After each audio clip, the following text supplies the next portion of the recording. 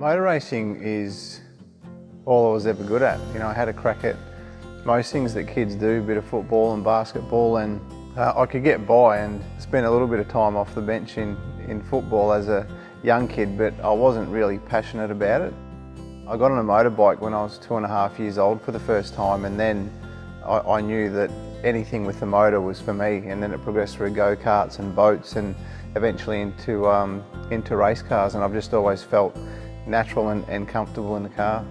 It was a tough time for me when I left Mildura to move to Melbourne. I was only 17 years old, and I was a really kind of sheltered, homely kid. I didn't really go to friends' places and stay over in bits and pieces at that point. So to move 600 k's away from mum and dad and board with people I didn't know was a pretty big step for me. I was with the Young Lions program at that point, and I just basically lived at the workshop, and if I wasn't at the workshop I was at the gym training to be a professional race car driver. So I swept floors and did everything in that place, and it kind of got a bit of respect from the guys at the time, and I moved off the broom onto a few spanners, and I was allowed to work on the cars, and without much longer I was actually on rattle guns and involved in pit stops at Bathurst, and then got to the point where I was in the car a lot more in testing, and then I got my chance at racing, and I've been in them ever since. But there was never any certainty in my career.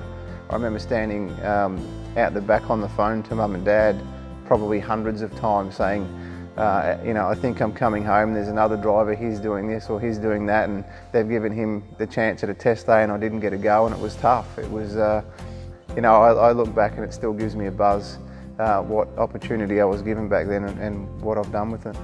When it wasn't until I really got into Kmart race team alongside Murph that my whole career as a driver started to really get a little bit more cemented. I was more experienced and less of a risk.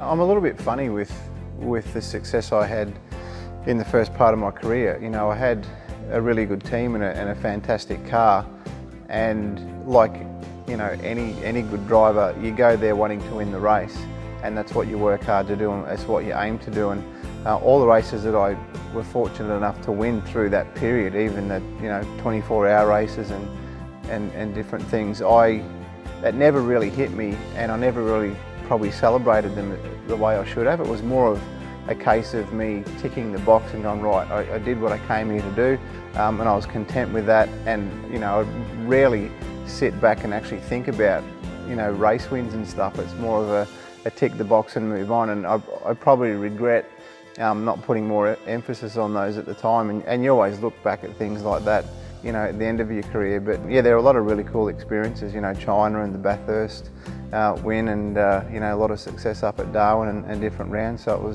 it's been a pretty good ride. It's an interesting situation that evolved to go from being a successful professional driver to owning what is kind of the biggest team in the category now with 4 cars. I always had a hunger to do more with my brain than just drive the car. We had a lot of good years where we didn't have a lot of responsibility outside the car, so we'd have plenty of hobbies and do the things that race car drivers did, but I always wanted to do more in a business sense. So we set up our own little passenger ride business for the Holden racing team and HSV, and had our own car, our own little workshop and race transporter, and did all of the rides around the country for the sponsors, and that was a great little business, and that's what really helped lead into becoming a team owner. A lot of passion and enthusiasm got us through, and it dragged a lot of people into what we were doing. Sitting here in this workshop painting the floor at 11, 12 o'clock at night, through to building cars and just everything that we had to do was a really big task. I don't know that many teams have had to do so much in such a short time just to establish themselves. I still love this place, 9 years on, like all of the facility, the walling, we put all this stuff up ourselves, and it actually means something, and it's pretty cool to have built something on this scale, myself and my brother from a little town in Mildura. When the rules changed in the category to allow new manufacturers to come in, we were really keen to bring somebody else in. It'd been a really good battle for many years, and the whole time I raced it was only the two brands. So I remember going to Bathurst as just a little tacker in my Formula Ford and meeting guys like Jim Richards and growing up watching Bathurst with the Nissans in it. You know, we were big fans of that era, and you know, we thought, well, the first port of call would be Nissan. They're just a couple of k's up the road from our factory, and they've got a massive racing heritage.